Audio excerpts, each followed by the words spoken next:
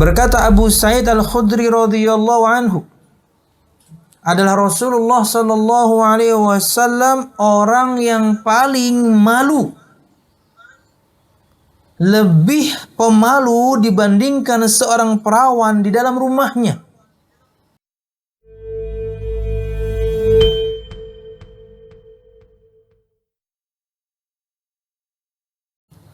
Assalamualaikum warahmatullahi wabarakatuh.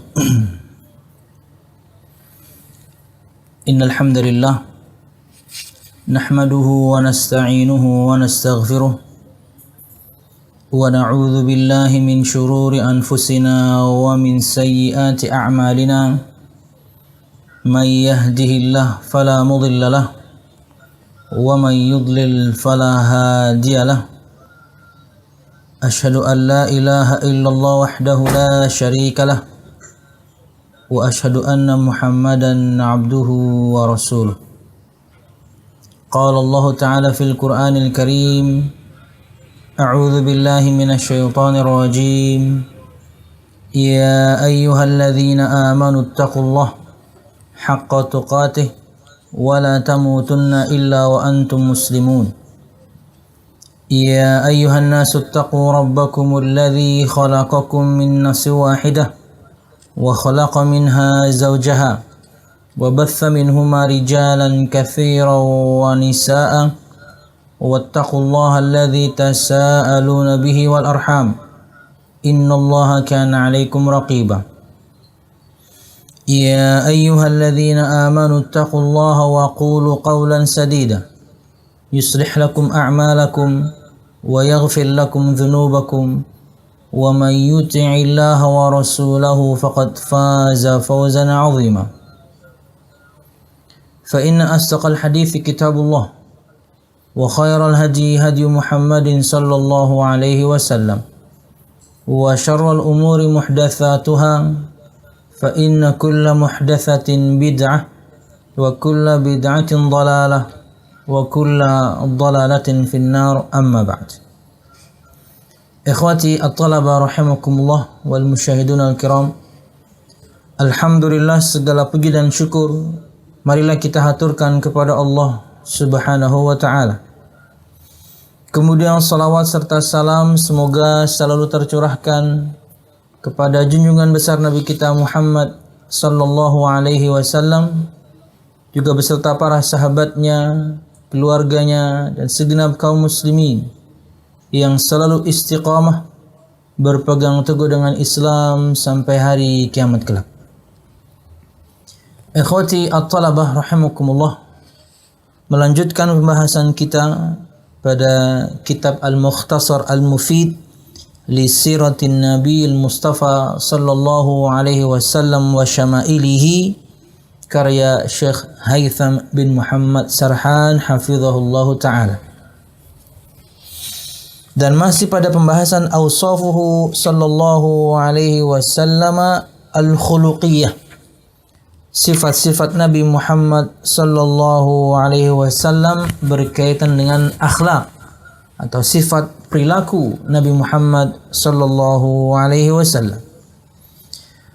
Pada pertemuan yang lalu kita telah berhenti pada bahasan ijlalus sahabati lahu, pemuliaan, penghormatan para sahabat radhiyallahu anhu ajma'in kepada Nabi Muhammad sallallahu alaihi wasallam, hingga disebutkan yakni oleh Urwah bin Mas'ud yang kala itu tentunya masih kafir dan dia menjadi yakni salah satu negosiator orang-orang Quraisy untuk bertemu dengan Nabi Muhammad sallallahu alaihi wasallam di kejadian Hudaybiyah. Dialah yang menceritakan bagaimana yakni para sahabat Nabi Muhammad sallallahu alaihi wasallam memuliakan Nabi Muhammad sallallahu alaihi wasallam, dan beliau tidak pernah melihat yakni seseorang yang dimuliakan oleh sahabat-sahabatnya lebih daripada para sahabat Nabi Muhammad sallallahu alaihi wasallam memuliakan Nabi Muhammad sallallahu alaihi wasallam. Bahkan disebutkan hingga mereka yakni berdesak-desakan yakni untuk berebut sisa air wudhu Nabi Muhammad sallallahu alaihi wasallam. Bahkan dia mengatakan tidaklah Muhammad sallallahu alaihi wasallam tanakhama nukhamatan, meludah, tapi yang jelas nukhamah itu adalah ludah, lebih ke yang kental atau riak. Tidaklah beliau sallallahu alaihi wasallam meludah dengan ludah yang jenisnya seperti itu, kecuali akan jatuh di salah satu telapak tangan sahabat beliau radhiyallahu anhu. Yani tidak jatuh ke tanah, saking kemudian mereka berebut untuk mendapatkan berkah dari Allah Subhanahu wa taala, dari sesuatu yang terpisah langsung dari tubuh Nabi Muhammad SAW. Dan kita sebutkan pada pertemuan yang lalu berkaitan dengan tabarruk atau mencari berkah atau ngalap berkah, bahwasanya praktek para sahabat seperti itu tidak boleh dilakukan tentunya kecuali kepada Nabi Muhammad sallallahu alaihi wasallam, yaitu mencari berkah dari Allah lewat sosok seseorang. Itu tidak boleh dilakukan kecuali kepada hanya sosok Nabi Muhammad sallallahu alaihi wasallam, sesuatu yang terpisah langsung dari tubuh beliau. Dalam bahasan ini seperti riak, air wudu, atau di hadis sebelumnya keringat Nabi Muhammad SAW.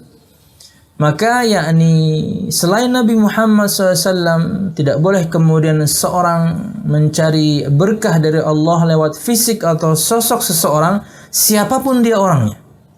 Karena para sahabat radhiyallahu anhu ajma'in tidak melakukannya kepada Abu Bakar As-Siddiq sepeninggal Nabi Muhammad, tidak melakukannya kepada Umar bin Khattab setelah sepeninggal Abu Bakar As-Siddiq, tidak melakukannya kepada Uthman, tidak melakukannya kepada Ali. Ini bukti bahwasanya mencari berkah dari Allah Subhanahu wa taala melalui fisik atau sosok seseorang hanya boleh dilakukan kepada Nabi Muhammad sallallahu alaihi wasallam, dan itu berkaitan dengan sesuatu yang terpisah dari tubuh beliau langsung sallallahu alaihi wasallam, seperti keringat dan air liur. Wallahu a'lam bishawab. Itu yang kita sebutkan pada pertemuan yang lalu atau akhir pertemuan yang lalu. Berikut adalah bahasan yang baru, masih berkaitan dengan sifat perilaku Nabi Muhammad sallallahu alaihi wasallam, adalah adabuhu ma'allah. Adab beliau terhadap Allah Subhanahu wa taala. Kita tahu akhlak itu lebih kepada perilaku individu, tapi kalau adab itu lebih kepada perilaku kepada yang lain. Ada adab, ada akhlak. Jadi kalau akhlak lebih kepada perilaku individu, kemudian ketika berkaitan dengan adab itu berkaitan dengan yang lain atau eksternalnya. Dan disebutkan di sini bagaimana adab beliau sallallahu alaihi wasallam kepada Allah Subhanahu wa taala. Perilaku beliau sallallahu alaihi wasallam terhadap Allah Subhanahu wa taala. Qala Abdullah ibn Shakhir radhiyallahu anhu, faqulna anta sayyiduna, faqala as-sayyidu Allah tabaraka wa ta'ala. Qulna wa afdaluna wa a'zamuna tawlan. Qala qulu biqaulikum aw ba'di qaulikum wala yastajriyannakum asy-syaitan. Berkata Abdullah ibn Shakhir radhiyallahu anhu, kami mengatakan anta sayyiduna, wahai Rasulullah SAW, engkau adalah sayyid kami, tuan kami, pemimpin kami, penghulu kami. Faqala, kemudian Nabi Muhammad sallallahu alaihi wasallam bersabda, ini bahasan bagaimana beliau memiliki adab kepada Allah ketika disanjung oleh para sahabat Nabi Muhammad sallallahu alaihi wasallam. Kata beliau, as-sayyidu Allah tabaraka wa ta'ala. Tuan itu, pemimpin itu, yang berkuasa itu Allah Subhanahu wa ta'ala. Maksudnya jangan berlebih-lebihan terhadap saya.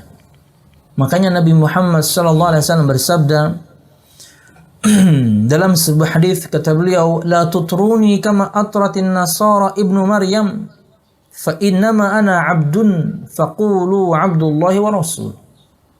Janganlah kalian berlebihan terhadapku. Al-itra itu berlebihan dalam sanjungan.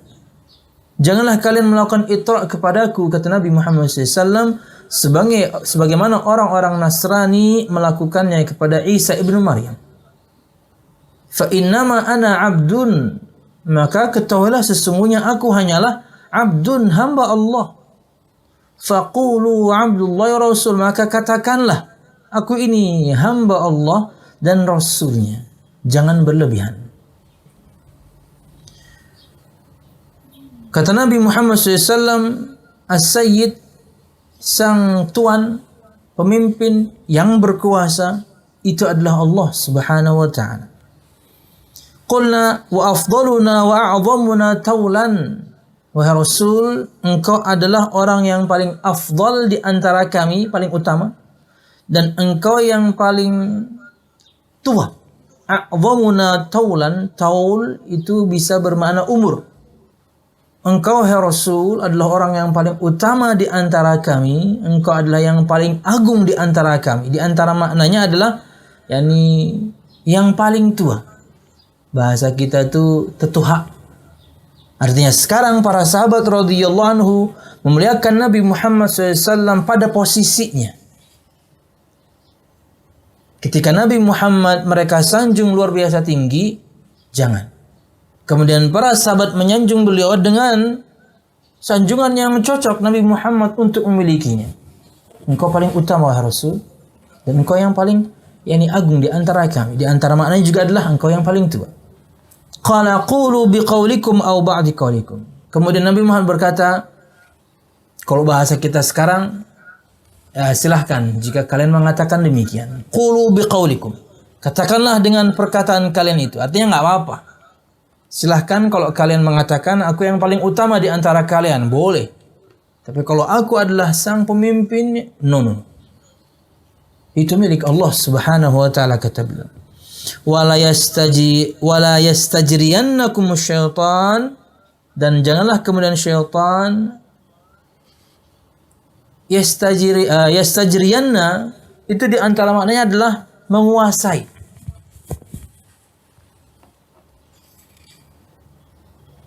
Di antara maknanya kalau kita bisa terjemahkan adalah, dan jangan sampai atau janganlah kalian sekali-kali dikuasai oleh syaitan.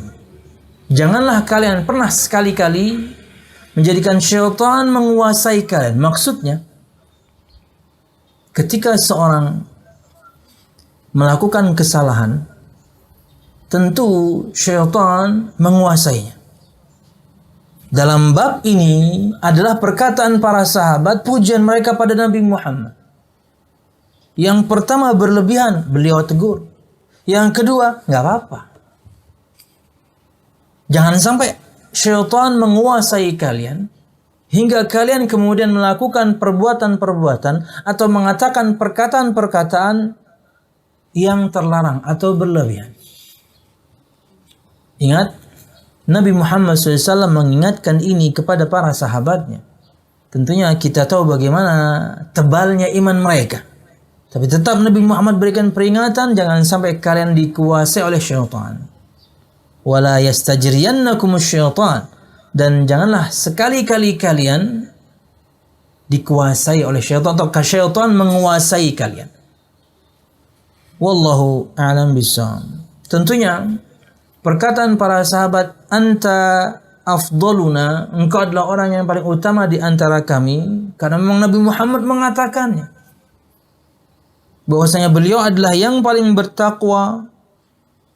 Beliau adalah yang paling dekat dengan Allah Subhanahu wa ta'ala. Ingat satu cerita, bagaimana sebagian para sahabat bertanya kepada Aisyah radhiyallahu anha, bagaimana ibadah Nabi Muhammad sallallahu alaihi wasallam ketika di rumah. Karena ketika di luar rumah, tentunya Nabi Muhammad SAW beribadah layaknya yang lain, biasa aja. Ya, mereka ingin tahu bagaimana ibadah Nabi Muhammad tapi ketika di rumah. Maka pertanyaan yang paling tepat atau orang yang paling tepat untuk ditanyakan tentangnya adalah istrinya, Aisyah radhiyallahu anha. Dan ketika ditanyakan, Aisyah menceritakan bagaimana indahnya salat Nabi Muhammad, bagaimana dahsyatnya ibadah Nabi Muhammad yang sunnah-sunnah itu. Hingga akhirnya kemudian mereka mengatakan kepada diri mereka, atau mereka merasa ibadah mereka tidak ada apa-apanya, jauh sekali.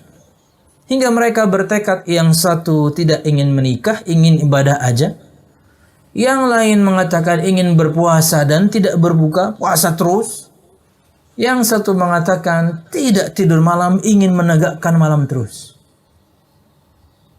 Lalu sampai berita itu kepada Nabi Muhammad SAW.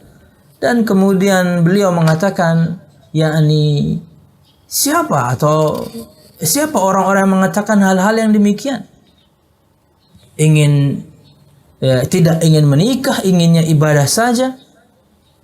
Kemudian padahal menikah itu sendiri adalah ibadah. Tidak ingin menikah, yakni ingin ibadah saja. Ada yang ingin menghidupkan malam, tidak mau tidur. Ada yang ingin puasa, kemudian tidak mau berbuka. Kata Nabi Muhammad, saya paling bertakwa di antara kalian kepada Allah. Atqakum billahi ana. Orang yang paling bertakwa di antara kalian itu saya. Tapi saya saya salat malam, saya tidur. Saya puasa, saya berbuka. Dan saya menikah. Artinya, saya ini orang paling bertakwa, tapi saya melakukan yang itu.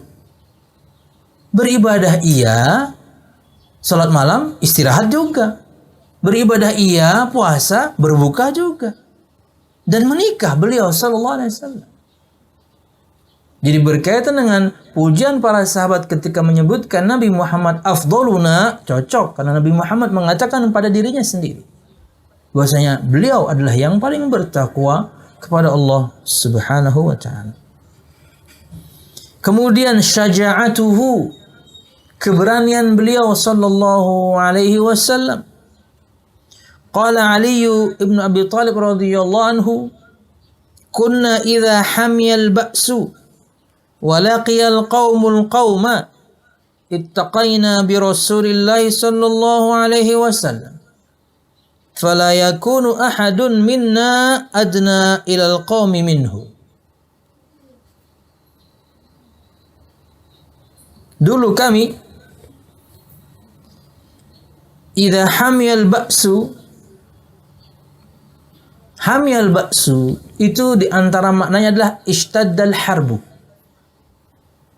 Jika peperangan sedang berkecamuk, walaqiyal qaumul qauma, dan satu kaum bertemu dengan kaum yang lain, perang, tapi sedang berkecamuk.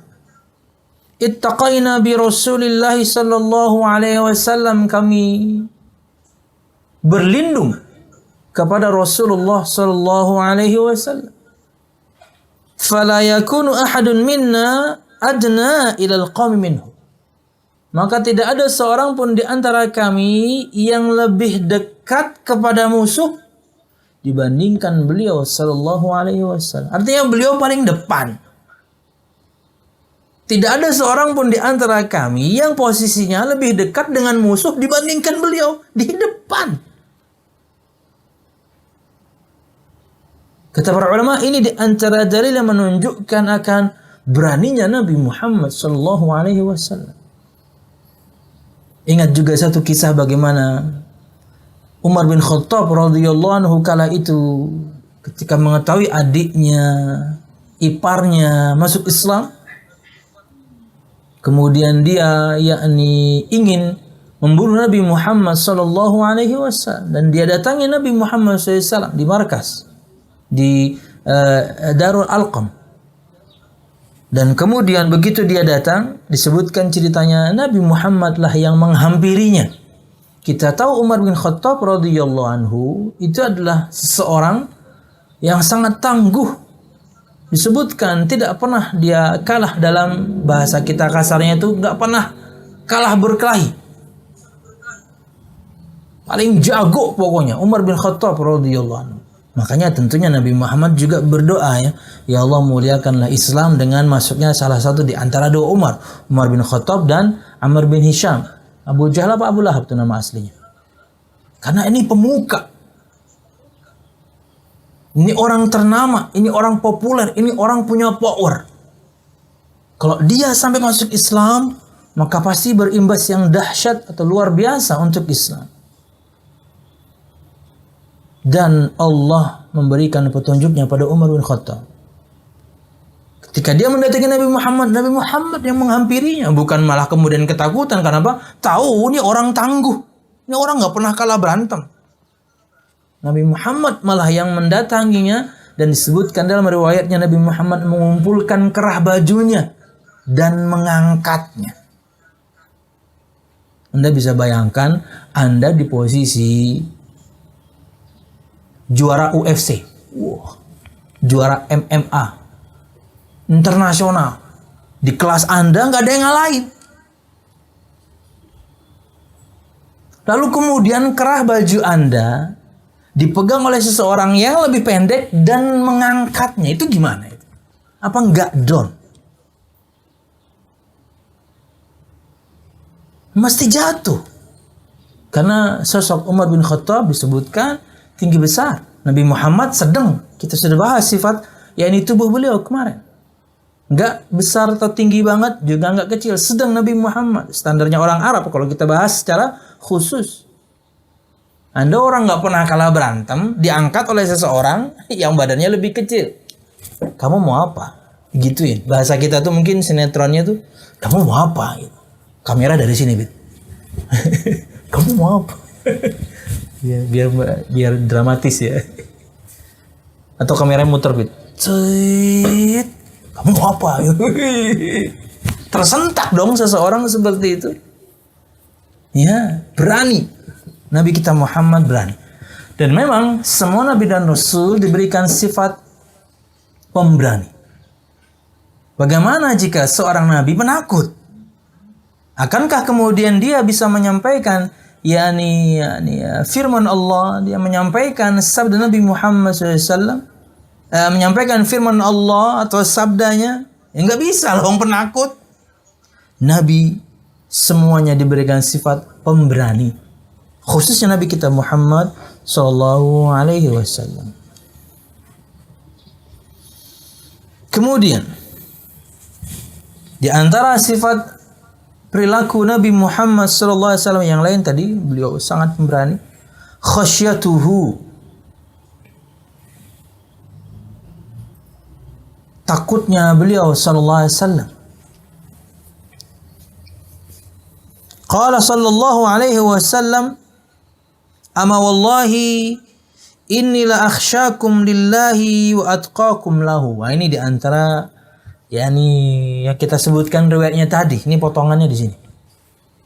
Kata Nabi Muhammad SAW, ketahuilah, wallahi demi Allah, inni la akhsyakum lillah. Sesungguhnya aku ini orang yang paling takut di antara kalian kepada Allah. Wa atqakum lahu, aku orang yang paling bertakwa kepadanya. Dalam kisah yang tadi itu loh. Ada yang nggak mau nikah, pengen ibadah aja. Ada yang ingin puasa, nggak berbuka. Ada yang kemudian ingin sholat malam, nggak tidur. Menghidupkan malam dengan tidur melek terus. Enggak, saya paling takut kepada Allah. Saya orang paling bertakwa kepada Allah. Tapi ya saya tidur, saya sholat, saya tidur. Saya puasa, saya berbuka. Dan saya menikah. Jadi tidak ada seorang pun di muka bumi ini yang ketakwaannya, rasa takutnya melebihi Nabi Muhammad sallallahu alaihi wasallam. Ihsanu li ahli. Kemudian sifat atau karakter perilaku beliau sallallahu alaihi wasallam yang lain adalah ihsanuhu li ahli. Kebaikan beliau kepada keluarganya. Dan ini nasihat untuk semua kita para laki-laki, khususnya yang sudah menikah atau yang akan menikah. Pahami bahwasanya yang paling berhak untuk mendapatkan kebaikan dari Anda itu keluarga Anda, istri Anda, anak Anda. Jangan sampai kemudian kita kepada orang lain begitu baik, kepada orang lain begitu lembut, tapi kepada istri, kepada anak malah sebaliknya. berkata kasar, bersikap kasar, main pukul, main tampar. Di luar, lembutnya minta ampun. Di rumah, waduh, terbalik. Bukan berarti kemudian kita lembut di rumah, kemudian di luar kasar, nggak gitu juga. Ya kita baik sama semua orang. Dan yang kemudian yang paling berhak untuk mendapatkan kebaikan dari kita, ya keluarga kita. Istri kita, anak kita.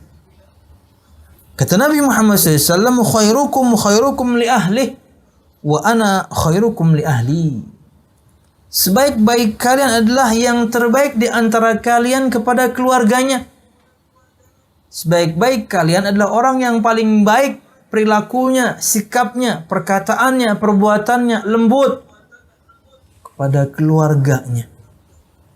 Dan aku, wa ana khairukum li ahli, dan aku adalah orang yang terbaik di antara kalian kepada keluargaku. Gak ada yang bisa ngalahin saya. Soal berbuat baik kepada keluarga saya paling baik di antara kalian. Walaupun kalian juga kasarnya berbuat baik kepada keluarga kalian, aku terbaik. Tapi di antara kalian yang terbaik adalah yang paling baik kepada keluarganya. Jadi jangan dibalik ya. Kepada orang lain kemudian kita baik, pada keluarga malah sebaliknya.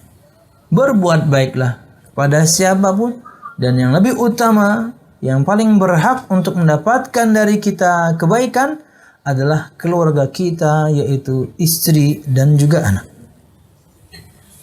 Haya'uhu, di antara sifat perilaku beliau yang lain adalah malunya beliau SAW, sifat malu. Disebutkan, qala Abu Sa'id Al-Khudri radhiyallahu anhu, kana Rasulullah sallallahu alaihi wasallam ashadda haya'an min al-'adhra fi khidriha. Fa idza ra'a syai'an yakrahuhu 'arafnahu fi wajhihi. Berkata Abu Sa'id Al-Khudri radhiyallahu anhu, adalah Rasulullah sallallahu alaihi wasallam orang yang paling malu, lebih pemalu dibandingkan seorang perawan di dalam rumahnya. Itu sifat perempuan secara umum. Sifat perempuan secara umum pemalu. Apalagi perawan. Sifat perempuan secara umum pemalu. Apalagi yang belum nikah. Walaupun tentunya sebagian di antaranya rasa malunya sudah hilang ya dengan aplikasi TikTok ini ya. Sangat kita sayangkan tentunya. Ini sifat jibiliyah, sifat yang Allah anugerahkan kepada mereka. Artinya mereka terlahir dengan itu. Perempuan itu terlahir memiliki sifat pemalu luar biasa. Gara-gara satu aplikasi ini hilang ya.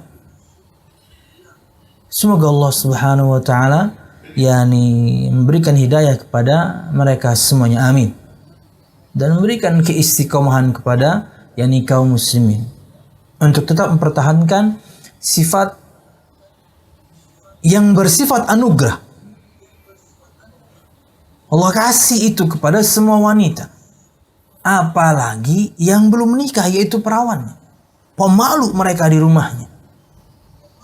Sampai tidak sedikit kemudian ada orang-orang tidak pernah tahu bahwasanya fulan punya anak gadis. Saking nggak pernah kelihatannya. Saya nggak pernah ketahuannya. Karena hukum asalnya perempuan itu pemalu, apalagi kemudian perawannya, plus bapaknya ngerti agama pula. Orang-orang sampai nggak tahu bahwasanya fulan ini punya anak gadis. Saking dia jaganya luar biasa, dan perempuannya juga menjaga dirinya. Nabi Muhammad lebih daripada itu orangnya. Subhanallah. Mulia Nabi kita Muhammad sallallahu alaihi wasallam. Fa idza ra'a syai'an yakrahuhu 'arafnahu min wajhihi. Apabila beliau SAW melihat sesuatu yang tidak menyenangkan beliau. Karena kan orangnya sangat pemalu ya. dan ekspresi apapun pasti terlihat di wajah kalau orang sangat pemalu. Kita tahulah bagaimana kemudian sifat orang yang pemalu. Berubah sedikit raut wajahnya, tahu bahwasanya mungkin dia sedang marah atau dia sedang tidak suka akan sesuatu. Nah, seperti itu para sahabat tahu dari Nabi Muhammad. Apabila beliau sallallahu alaihi wasallam melihat sesuatu yang beliau tidak sukai, kami mengetahui itu dari wajahnya karena berubah raut wajah beliau.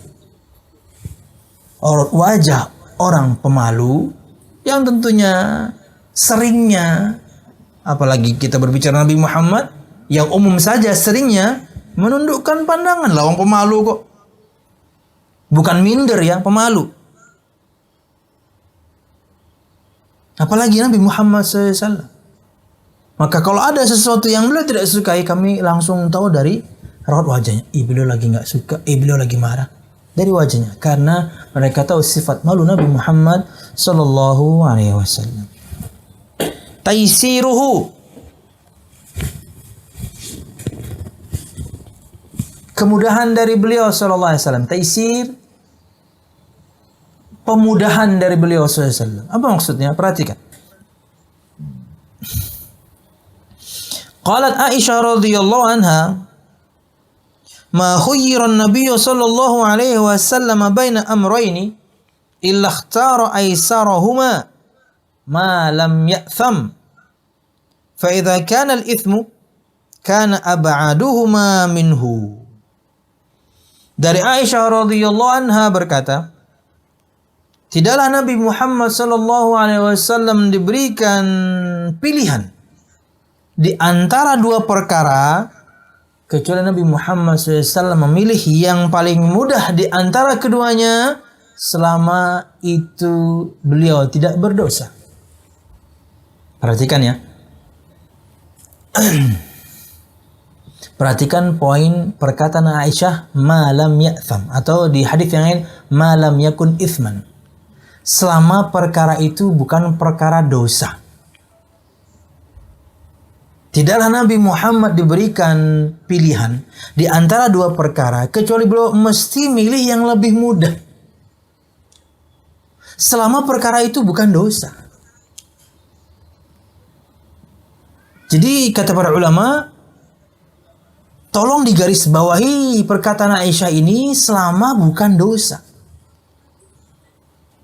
Jangan sampai kemudian seorang meremehkan perkara ini berkaitan dengan ibadah.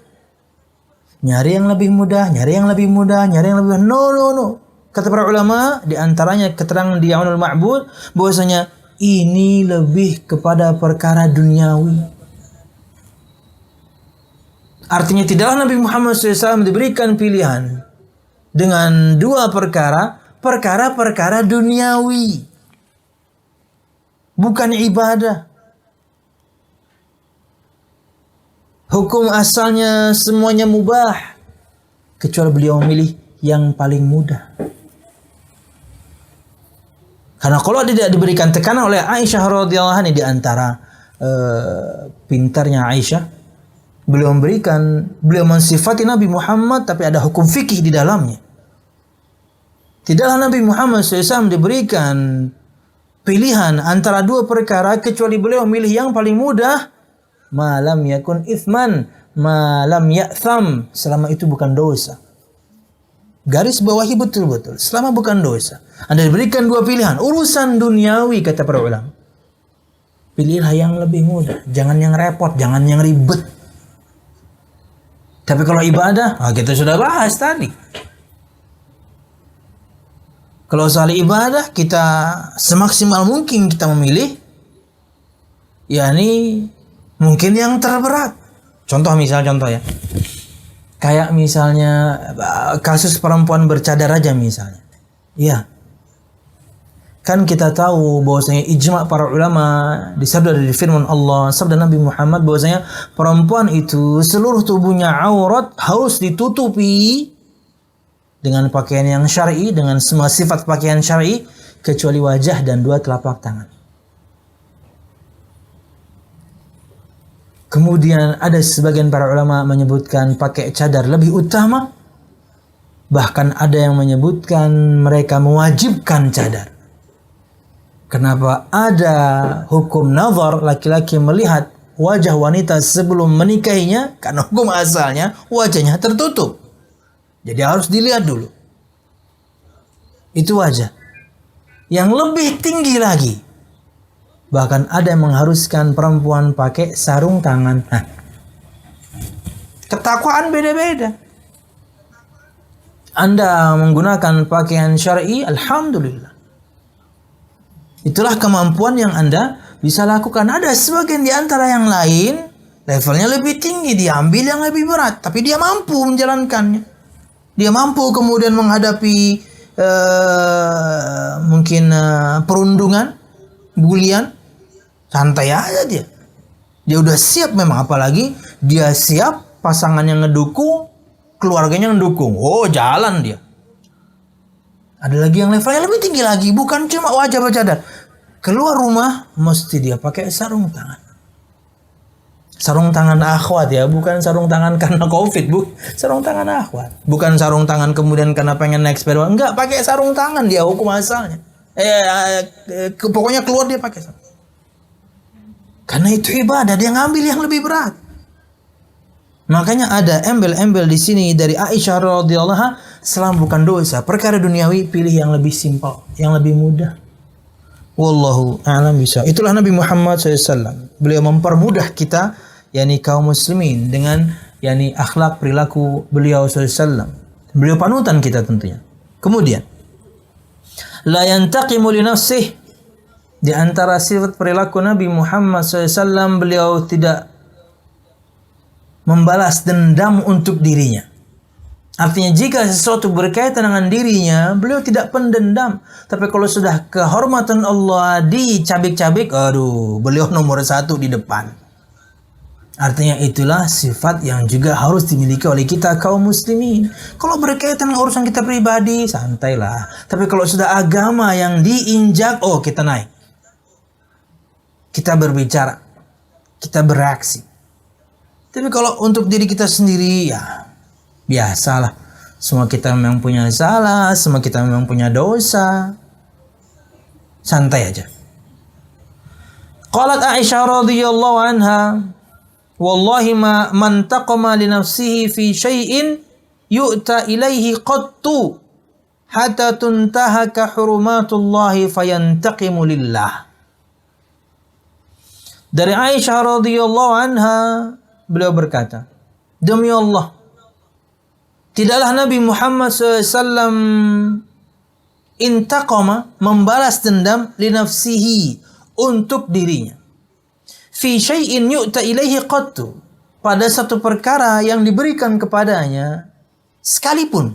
Artinya beliau misalnya dicaci, dimaki, diejek, dizalimi ini itu, beliau tidak pernah membalas dendam untuk dirinya. Enggak pernah. Sallallahu alaihi wasallam. Beliau bukan pendendam. Hatta tuntahaka hurumatullahi fayantaqima minhu. Hingga kehormatan Allah, kehormatan Allah itu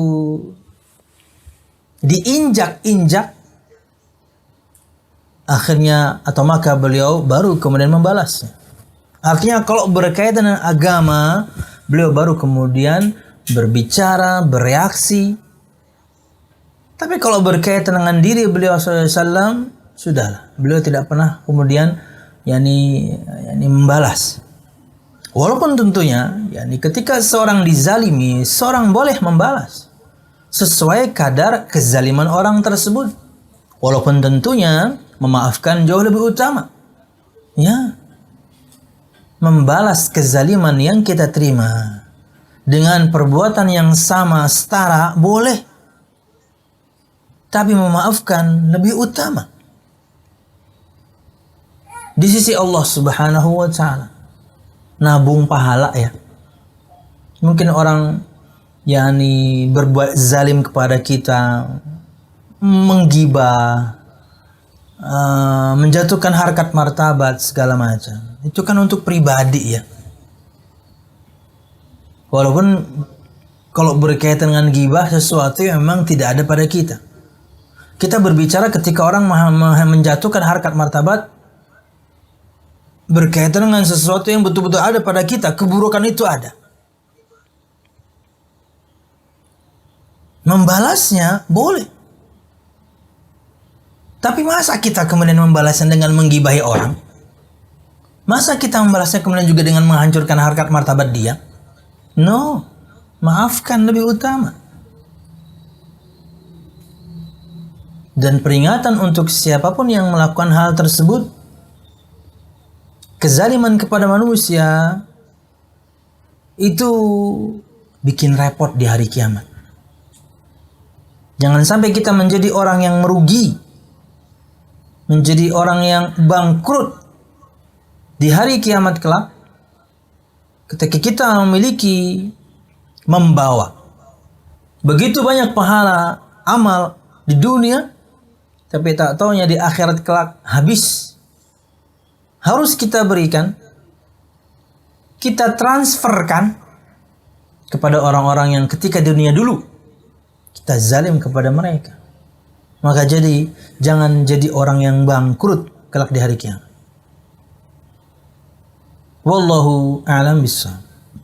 Yang memiliki satu kezaliman kepada saudaranya berkaitan dengan kehormatan atau berkaitan dengan perkara yang lain, di antara perkara-perkara zalim, kata Nabi Muhammad, selesaikan hari ini.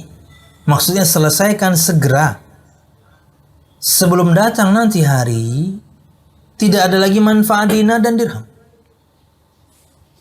Yang ada itu adalah kebaikan ditransfer. Kebaikan kita ditransfer kepada orang yang kita zalimi dulu, yang pernah kita caci maki, pernah kita tuduh berzina, pernah kita pukul, pernah kita tumpahkan darahnya, pernah kita ambil hartanya. Dia transfer semua. Ketika kebaikan kita sudah habis, tapi masih banyak yang harus kita transfer. Bagaimana caranya? Keburukan-keburukan orang-orang yang terzalimi akan diberikan kepada kita. Habislah kita. Tidak tersisa pada diri ini kecuali keburukan. Nasihat tentunya juga untuk semua, yakni santri dan semua al-musyahidun al-kiram di luar sana. Mumpung masih hidup, kita sudah urutkan tadi bagaimana sifat perilaku Nabi Muhammad. Berbuat baiklah. Jangan membuli, jangan zalim, jangan hancurkan harkat martabat orang. Karena kalau kemudian Allah berikan kepada kita umur, makin dewasa, makin sadar, makin ngerti agama, makin sadar, pas kemudian pengen minta maaf, yang kita zalimi udah mati. Gimana minta maafnya? Lawang udah mati. Telat kan? Iya, karena kita sadarnya belakangan. Atau misalnya begitu sadar kitanya yang mati, nggak sempat minta maaf. Aduh, repot. Berbuat baiklah, jauhilah kezaliman. Kata Nabi Muhammad, kezaliman itu kegelapan nanti di hari kiamat. Kegelapan dengan makna letter X-nya, gelap, nggak punya cahaya kita. Di antaranya manfaat cahaya tersebut menerangi kita ketika melewati as-sirat. Dan ini contoh untuk kasus anak-anak pesantren, pembulian, perundungan, itu zalim, sering terjadi. Antum mungkin memiliki tubuh lebih besar, antum mungkin memiliki paras lebih ganteng, antum mungkin.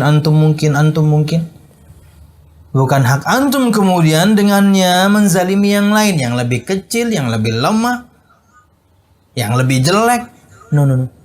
Bukan santri, nggak kayak gitu santri. Berbuat baik pada siapapun.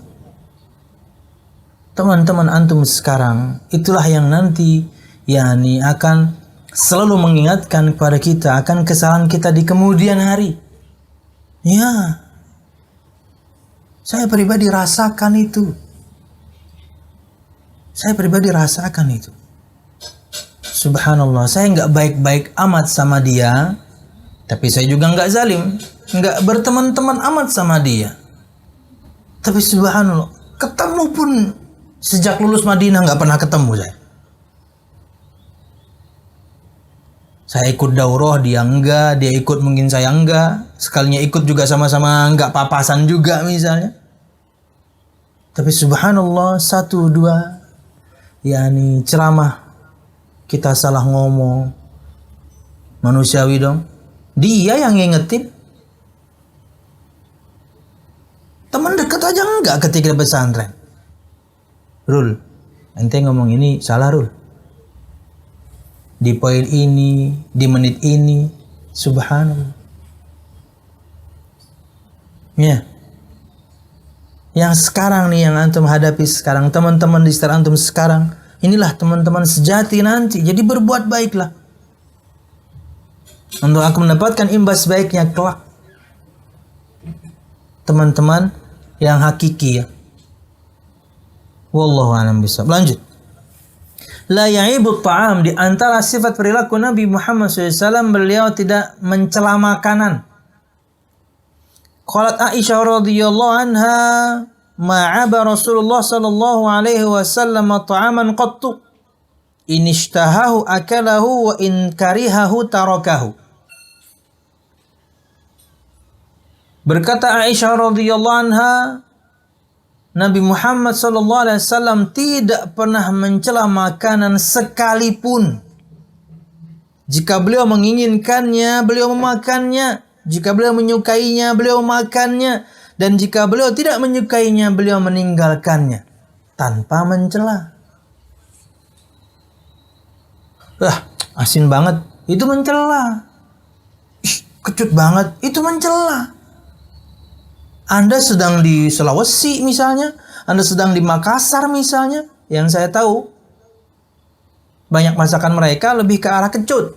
Saya pernah ke sana.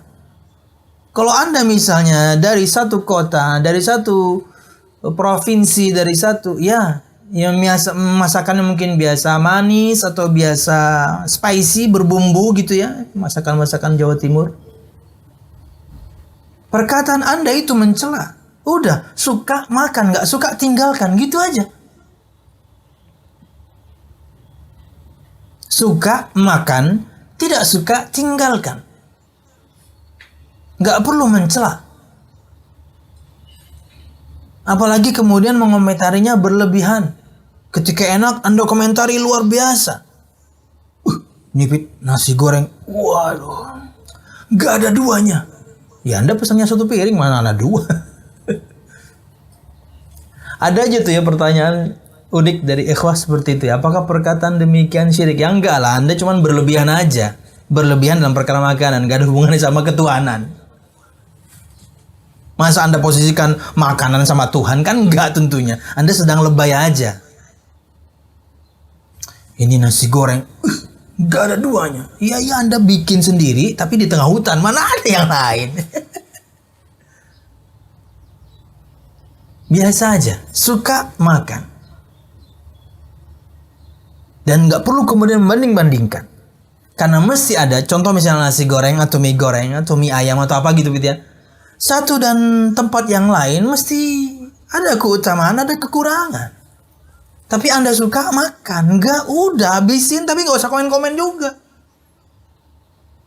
Udah pernah belum nyobain mie goreng, mie ayam yang di sana?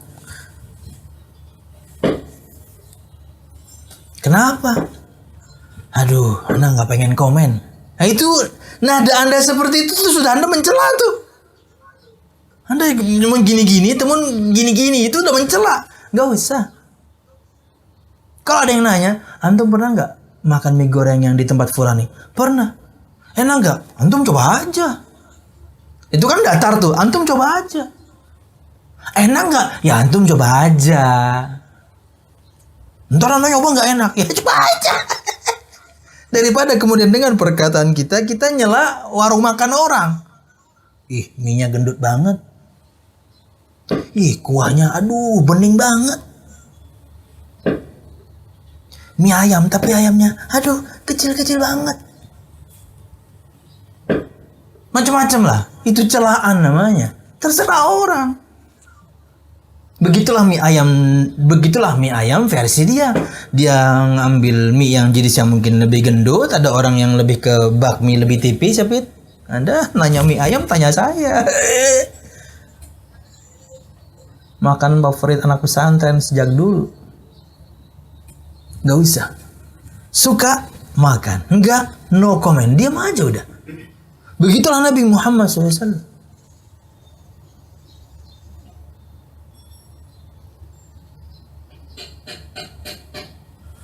Berkaitan dengan bolehkah kemudian berdusta untuk menyenangkan istri misalnya? Tetap nggak boleh bohong. Kalau Anda bohong, mau sampai kapan Anda menahan akan kecutnya masakan istri, akan atau asinnya masakan istri yang berlebihan, atau manisnya tehnya? Mau sampai kapan Anda tahan?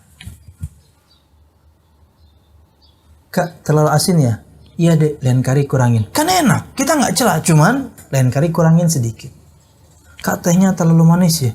Iya nih dek, kayaknya lain kali kurangin sedikit gulanya. Berikutnya, dek, ini kok hambar banget, gulanya habis kak. Ah, itu tugas kita beli gula berarti lupa ya. Ngomong aja.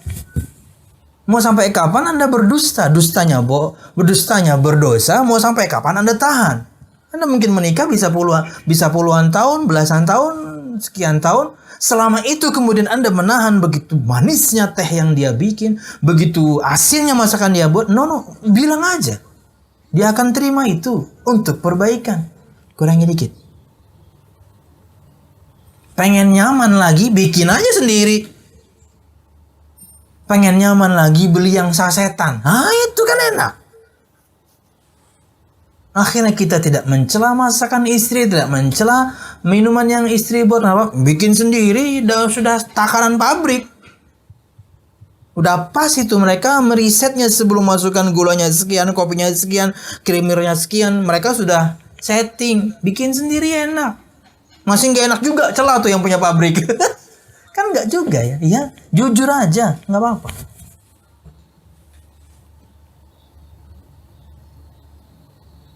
Wallahu a'lam bishawab. Itu rumah tangga ya. Suatu saat mungkin antum akan berumah tangga ya. Tidaklah Nabi Muhammad tidak pernah mencela makanan sekalipun, nggak pernah. Makanya ketika ditawari kadal padang pasir, itu kalau nggak dikasih tahu beliau makan tuh. Tapi disuarakan kepada Khalid bin Walid, wahai Khalid, katakan pada Nabi Muhammad ini daging dog. Khalid yang kemudian mengatakan Nabi Muhammad ini daging dog. Nabi Muhammad meninggalkannya langsung, tidak mencelanya. Nabi Muhammad tinggalkan, tapi Nabi Muhammad biarkan para sahabatnya makan. Ketika ditanya kenapa tidak, kata Nabi Muhammad, di tempat asalku mereka tidak biasa memakan ini. Bukan celaan, cuman kami nggak biasa makan aja. Wallahu a'lam bishawab. Dan kalau David kan Jakarta sama Banjar aja ya. Antum kalau ke kota-kota lain gitu ya, tapi bukan 1-2 hari, antum menetap akan tahu, subhanallah, perbedaan perilaku, adat istiadat, masakan, makanan. Kita harus hormati, ini kebiasaan orang. Ini adat istiadat orang, beginilah masakan mereka. Alhamdulillahnya kalau saya, waduh, hajar semua Pit. Itu untungnya di pesantren ya. Itu untungnya di pesantren. Makanan enak aja udah. Walaupun ada yang kita nggak suka, ada. Ada yang kita nggak suka. Artinya, contoh kasus misalnya safari dakwah, kemudian teman-teman DKM, Ustadz, antum bisa nggak makan seafood? Bisa. Ikan-ikan, wow, apalagi ikan. Ayam, wah, bisa semua saya. Ya, hajar semua saya, enak. Kenapa? Anak pesantren ya. Biasa susah ya. Ya Allah. Dulu di pesantren, tapi nggak tahu sekarang gimana ya. Tapi kayaknya udah lebih bagus ya. Dulu, waduh, paha ayam tuh Pit, paha ayam paha bawah, itu dibagi dua Pit. Bayangin saking kecilnya. Iya. Tapi satu nasi jubung habis kita. Lulus pesantren ke Madinah, di Madinah itu sekali makan itu separuh ayam. Separuh ayam. Jadi satu porsinya di Madinah itu, entah itu ayam panggang kek, entah itu kemudian ayam bros, orang bilangnya, ayam bahasa kita ayam Kentucky, ayam tepung. Itu satu porsi mesti setengah ayam. Dada mentok, paha atas, paha bawah, sayap. Mesti segitu. Habis, Pit. Ya Allah. Itu sejarah lah ya. Pernah gitu waktu di Madinah, kemudian di tahun kedua atau ketiga gitu, ada teman kita di pesantren dulu yang jago makan, dia umroh. Kita ajak makan, Pit, al-baik. Kayak seperti itu porsinya. Satu porsi mesti separuh ayam. Dada mentok, paha atas, paha bawah, sayap. Separuh ayam. Begitu makan baru 2 potong. Banyak banget ya. Bukannya ente dulu jago makan. Ini banyak banget katanya. Bayangin. Jadi bersyukur ya antum di pesantren, apalagi sekarang tentunya nggak sekecil itu ya. Saya pernah juga waktu ke pesantren balik, ya udah lebih bagus lah. Suka makan, nggak suka tinggalkan, nggak usah kemudian komen-komennya. Makanya tuh kayak acara-acara TV yang kuliner, semuanya isinya pujian. Kalau nggak dipuji nggak diundang sama yang punya warung. Luar biasa, mesti kan kayak gitu ya. Udahlah, biasa aja ya. Nabi Muhammad sampai urusan yang demikian beliau ajarkan kepada kita detail. Bagaimana bersikap kepada makanan. Kenapa kita akan menghormati yang membuatnya? Apalagi yang membuatnya adalah keluarga kita, ibu kita, istri kita, muliakan. Yaqbalul hadiah. Di antara sifat perilaku Nabi Muhammad SAW, beliau menerima hadiah. Qalat Aisyah radhiyallahu anha, kana Rasulullah sallallahu alaihi wasallam yaqbalul hadiyata wa yuthibu 'alaiha. Adalah Nabi Muhammad sallallahu alaihi wasallam, beliau menerima hadiah pemberian dan beliau memuji atasnya, memuliakan, menghormati, mengapresiasi, yuthibu 'alaiha. Ya. Sekalipun Anda orang kaya, sekalipun Anda orang yang berada, mungkin ada teman Anda misalnya sangat cintanya dia kepada Anda karena Allah, dia ingin beri sesuatu, terima. Itulah perilaku yang Nabi Muhammad ajarkan. Berkaitan dengan kemudian nanti, misalnya nih Anda nggak suka dengan pemberian atau hadiah tersebut, kasihkan ke orang, tapi Anda awalnya terima aja. Senang orang hadiahnya diterima. Kayak contoh kasus misalnya, contoh kasus saya aja nih ya. Yang ngasih parfum banyak. Apakah semua baunya saya suka? Belum tentu. Tapi mereka memberi, saya terima.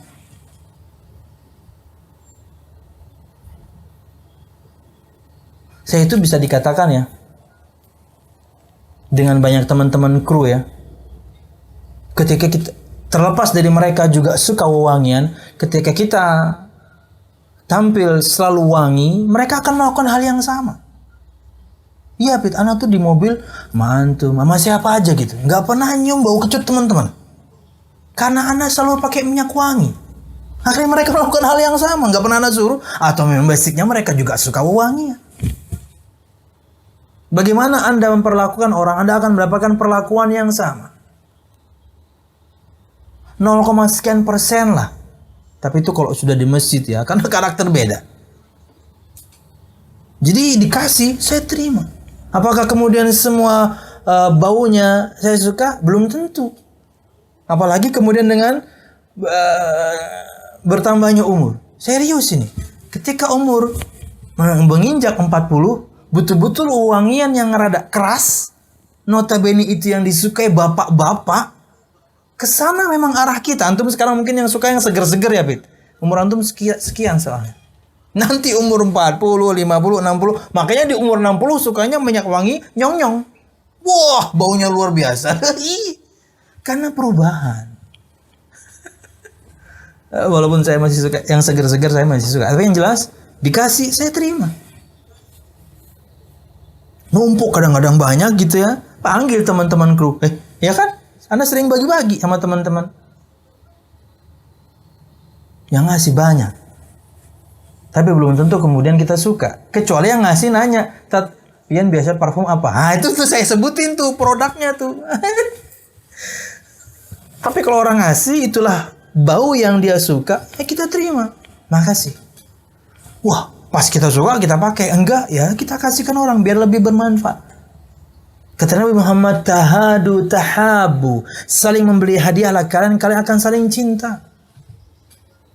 Jadi terima aja. Wallahu a'lam bishawab. Kemudian wa yuthibu 'alaiha, dan Nabi Muhammad mengapresiasinya, memuliakan, menghormati. Thank you, makasih, jazakallah khair. Bukan cuma parfum. Aduh. Kita dikasih macam-macam gitu ya. Ya, walaupun kayak peralatan, walaupun sebagiannya kredit, selesai juga sudah. Ada yang ngasih ini, ngasih itu. Aksesoris mobil, sepeda motor, dikasih. Alhamdulillah. Ya. Kita punya rezeki, kapan-kapan kita balas. Biar saling cinta. Ngasih hadiah. Walaupun, ini penting nih, poin khususnya. Kalau sudah berlainan lawan jenis, nah ini perlu pertimbangan. Ini perlu kehati-hatian. Anda betul-betul ikhlas memberi, tapi dianya pakai perasaan. Dia ikhlas memberi, andanya pakai perasaan. Kenapa? Karena sudah lawan jenis beda. Jadi lebih hati-hati. Mungkin hukum asalnya jangan deh.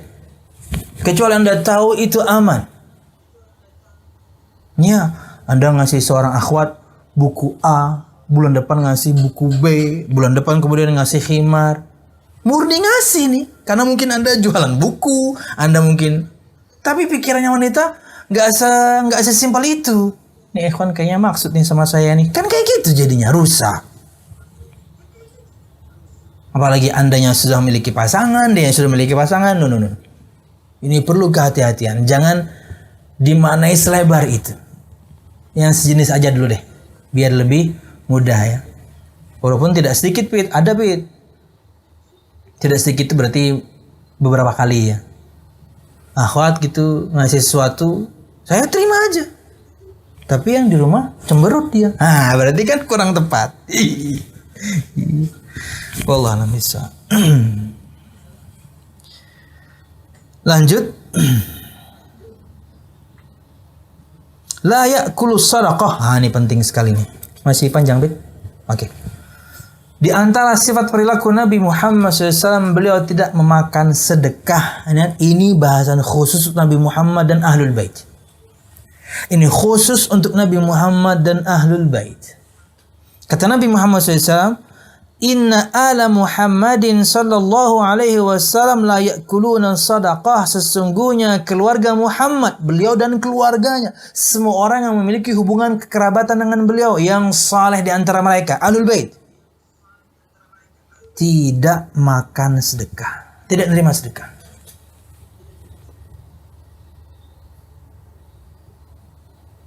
Ini berlaku untuk Nabi Muhammad dan semua Ahlul Baitnya.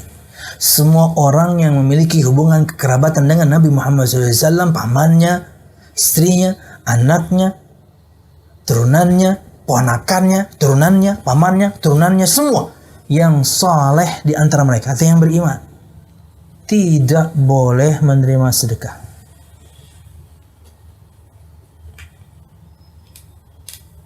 Ini hukum asal, ini syariat Islam. Kalau orang itu betul-betul, ini kita bahas Habib ya. Orang itu betul-betul Habib, dia habaib, dia Ahlul Bait. Anda nggak boleh sedekah sama dia, dia haram menerima. Muhammad dan Ahlul Bait haram menerima sedekah. Ini bab khusus. Jadi dua hal yang berbeda. Hadiah Nabi Muhammad nerima, tapi kalau sedekah beliau terlarang. Karena beliau dan Ahlul Bait, yakni Allah Subhanahu wa taala muliakan mereka. Bukan berarti kemudian penerima sedekah itu hina, enggak. Wallahu a'lam bishawab. Tawadhu'uhu, rendah hatinya Nabi Muhammad SAW. Dari awal kita bahas semua sifatnya secara fisik, sifatnya secara adab dan akhlak, agar kita makin kenal Nabi Muhammad, makin cinta Nabi Muhammad, hingga ketika membahas sejarahnya, kita sudah memuliakan beliau di atas. Artinya ketika nanti ada mungkin cerita-cerita sedikit yang zahirnya nggak masuk akal, kita udah terima aja udah. Karena udah dibikin pondasi yang kuat. Karena kayak misalnya masuk cerita Isra Mi'raj, ceritanya nggak mungkin atau mustahil terjadi. Tapi kita sudah tahu bagaimana beliau juga as-sadiqul masduq. Kita sebutkan nanti diantaranya hari ini juga kayaknya. Beliau jujur, terpercaya, jujur dengan semua yang beliau sabdakan, yang beliau sampaikan dari firman Allah, dan terpercaya bahwa Allah percaya sama dia. Maka yang beliau sampaikan, baik itu firman Allah atau sabda beliau, kita percaya. Bangun pondasi dulu. Bayangkan ya, belajar sirah aja, belajar pondasinya dulu, baru kemudian explore. Apalagi belajar akidah, ibadah, adab, akhlak, muamalah. Pondasinya dulu dibangun, nanti bangunannya kuat, hiasannya kokoh. Jangan terbalik ya. Tawadhu'uhu, sifat perilaku Nabi Muhammad SAW berkaitan dengan ketawadhu'annya, rendah hati. Qala Uqbah ibn Amir radhiyallahu anhu, ata an-nabiy sallallahu alaihi wasallam rajulun fakallamahu faja'ala tar'udu fara'isuhu faqala lahu sallallahu alaihi wasallam hawwin 'alaik fa inni lastu bimalikin innama ana ibnu imra'atin ta'kulul qadid. Dari Uqbah bin Amir radhiyallahu anhu, seorang laki-laki datang pada Nabi Muhammad sallallahu alaihi wasallam dan Nabi Muhammad SAW mengajak dia berbicara. Faja'ala tar'udu fara'isuhu. Maka laki-laki ini takut, gugup. Diterjemahkan gugup aja deh. Tar'udu fara'isuhu itu al-khawfus syadid. Kenapa? Karena sedang ngomong, berbicara dengan makhluk paling mulia. Orang itu gimana gitu. Kita aja deh misalnya ketemu dengan seorang syekh, ketemu dengan ustadz misalnya yang senior, di mana Anda sangat memuliakannya. Itu ngobrol tuh bukan takut ya, lebih ke gugup karena segan, gugup kan. Iya, gugup kadang-kadang nggak jelas kita ngomongnya apa. Padahal beliau negur biasa aja. Terjadi kok kepada kita. Kita bisa bayangkan bagaimana perasaan laki-laki ini ngobrol sama makhluk paling mulia. Gugup dia. Apa kata Nabi Muhammad SAW? Hawin alaik. Biasa aja. Bahasa kerennya mungkin, tapi Nabi Muhammad nggak mungkin ngomong ini juga. Santai bro. Modelnya kayak gitu loh. Biasa aja, biasa. Santai. Santai aja, biasa aja. Hawin alaik. Ringankan atas, maksudnya santai. Fa inni lastu bimalik, aku bukan raja. Hingga kemudian kamu takut kayak gitu, gemeteran kayak gitu, ngobrol gemeteran sampai kemudian pipis ya. Enggak, berlebihan ya. Tapi orang kadang-kadang seperti itu ya. Takut. Gugupnya itu lebih ketakut. Karena Anda sangat, katakanlah mungkin bukan cuma memuliakan, mengidolakan sosok ini misalnya. Dalam urusan dunia walaupun nggak boleh. Gugup.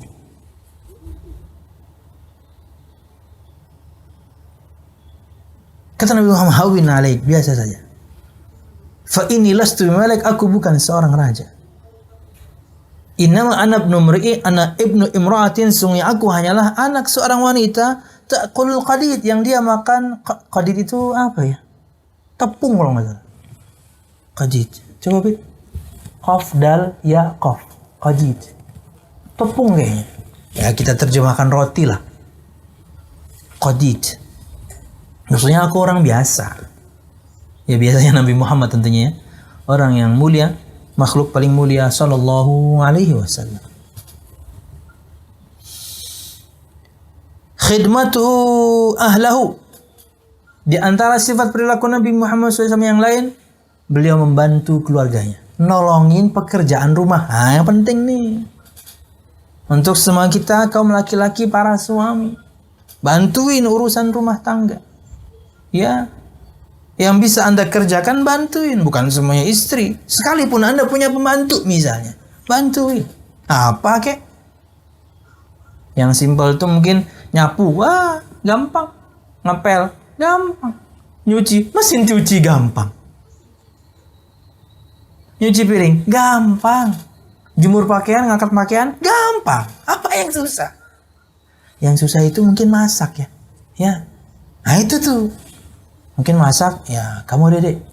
Nggak bisa saya. Kecuali masak air aja airnya sampai kering. Lupa matiin, Bit. Masak air, masak mie, masak telur, bisa lah kita ya. Tapi yang lain nggak bisa kita. Chicken katsu saus teriyaki, susah Bit, susah. Ifumi, susah itu. Masakan apa itu ya? Ayam geprek saus Thailand, topping mozzarella, susah. Selama kita bisa bantu-bantu, ya. Dan Anda tidak menjadi hina karenanya. Apa? Nyapu rumah sendiri kok. Ngepel rumah sendiri kok. Apa susahnya? Al-musyahidun al-kiram dan juga ikhwah talabah rahimakumullah. Anil Aswad, apa tadi qadid? Tepung. Enggak nemu. Google macam apa itu? Qaf dal ya qaf. Qadid. Lupa buka kamu sana juga. Dari Aswad bin Yazid rahimahullah qala, Sa'altu Aisyah radhiyallahu anha ma kana an-nabiy sallallahu alaihi wasallam yastau fi baiti. Qalat kana yakunu fi mihnati ahlihi ta'ni khidmata ahlihi fa idza hadarat as-salah kharaja ila as-salah. Berkata Al-Aswad bin Yazid rahimahullah, seorang tabi'in, dia bertanya, aku bertanya kepada Aisyah radhiyallahu anha, apa yang Nabi Muhammad sallallahu alaihi wasallam lakukan ketika di rumah. Jadi kalau tadi yang di awal kita sebutkan sahabat bertanya ibadahnya, ini bertanya pekerjaan yang lain Nabi Muhammad di rumah ngapain? Qalat, Aisyah berkata, kana yakunu fi mihnati ahli, adalah Nabi Muhammad sallallahu alaihi wasallam membantu pekerjaan rumahnya. Membantu pekerjaan istri di rumah. Apa aja? Banyak. Oh, istri itu banyak kerjaannya. Para wanita karir, jangan sampai Anda meremehkan para ibu rumah tangga. Kerjaannya berat. Jangan-jangan kita takutkan Anda jadi wanita karir karena nggak tahan pekerjaan rumah. Walaupun ya nggak gitu juga ya. Berat pekerjaan rumah itu. Bangun paling awal, tidur paling akhir. Sebagian wanita anti sekali dengan pembantu. Semua dia kerjain sendiri. Ya, padahal rumahnya 5 lantai. Kerjain sendiri. Sapu lantai 1, lantai 2, lantai 3, pel lantai 3. Dari subuh, maghrib selesai. Rumahnya gede banget. Itu maksudnya, yakni berat. Yang tadi saya sebutkan itu cuma sebagian kecil. Apalagi misalnya ibu rumah tangga zaman sekarang, zaman pandemi. Urusan rumah tangga dia urus, kemudian harus jadi guru pula. Ikut grup wali santri, ikut grup orang tua wali santri. Semua info harus dia ikuti. Ya, nanti menyiapkan mata pelajaran, ada yang harus di print, ada yang kemudian anak nggak paham dia harus berat. Anda remehkan ibu rumah tangga, kerjaannya lebih berat. Anda wanita karir di kantor duduk doang kan, begini-begini doang kan, semua juga bisa. Walaupun nggak gitu juga ya. Jangan tersinggung nih. Ya, ibu rumah tangga itu berat. Mereka sedang mengerjakan pekerjaan yang sangat mulia. Mengurus rumah tangganya, suaminya, anaknya, dirinya.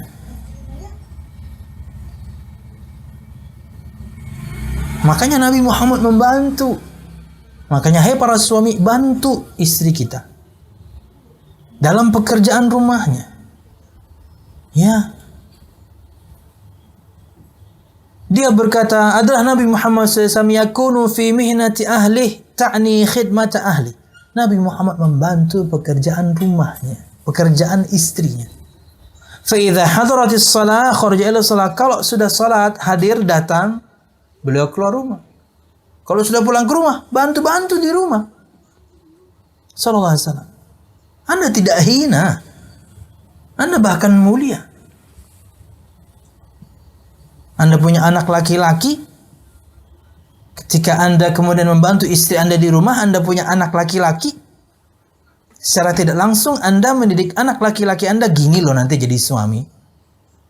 Secara tidak langsung Anda akan mendidik cucu Anda juga mungkin. Apa? Anak Anda nanti akan ajarkan pada anaknya. Gini loh, aku belajar dari kakekmu. Kenapa? Bantuin istrimu di rumah.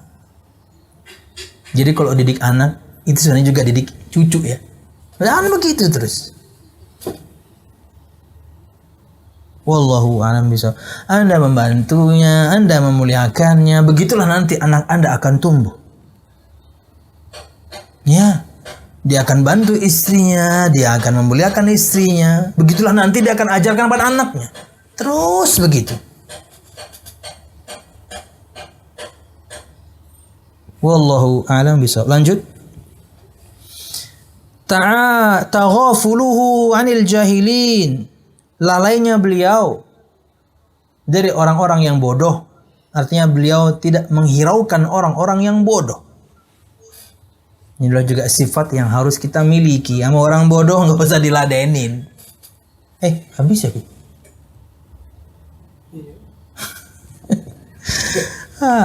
Kita cukupkan sampai di sini dulu pemirsa dan juga ikhwah fillah rahimakumullah.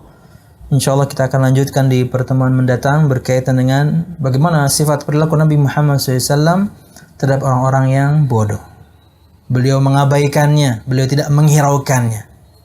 Untuk bahasan sekarang mungkin ya nggak usah diladenin orang-orang yang bodoh. Di medsos ada orang bodoh ngajak debat, nggak usah. Posting kebaikan, sampaikan kebaikan, sampaikan dakwah. Ada yang nggak suka, pasti kita tidak bisa memuaskan semua orang. Ada yang suka, alhamdulillah, nggak ada masalah. Komen-komen miring tinggal dihapus, akun miring tinggal di unfollow, tinggal di block, simple. Hidup singkat. Tinggalkan jejak kebaikan, abaikan perbuatan orang-orang yang bodoh. Wallahu a'lam bishawab. Ini yang bisa kita sampaikan dan bermanfaat. Salah dan khilaful, mohon maaf. Mudahan kajian kita, pelajaran kita diberkahi Allah Subhanahu wa taala. Amin ya rabbal alamin. Subhanakallahumma bihamdika asyhadu an la ilaha illa anta astaghfiruka wa atubu ilaik. Wassalamualaikum warahmatullahi wabarakatuh.